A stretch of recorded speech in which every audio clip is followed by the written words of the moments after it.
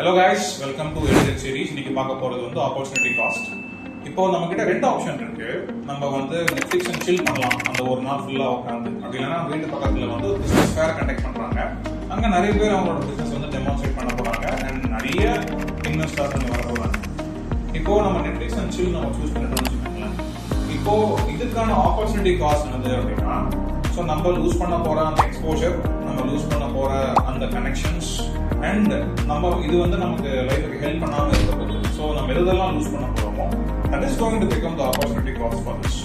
And another best example is, இப்போ நம்ம கிட்ட ரெண்டு இன்வெஸ்ட்மெண்ட் இருக்கு. ஒன்னு வந்து ஃபிக்ஸட் டெபாசிட் இருக்கு, இன்னொன்னு வந்து ஈக்விட்டி மியூச்சுவல் ஃபண்ட் இருக்கு.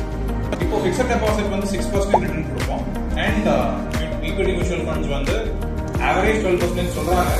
பட் அது 6 கீழே கொடுக்கலாம் அண்ட் 12க்கு மேலே கொடுக்கலாம். ஓகே, இப்போ to be on safer side நான் வந்து ஃபிக்ஸட் டெபாசிட் சூஸ் பண்றேன்னு வச்சுக்கோங்களேன். 1 lakh நான் இன்வெஸ்ட் பண்றேன் அப்படின்னா, இப்போ இதுக்கான ஆப்பர்ச்சுனிட்டி காஸ்ட் பாத்தீங்க அப்படின்னா 6,000 rupees, which means the difference of this 12% and 6%.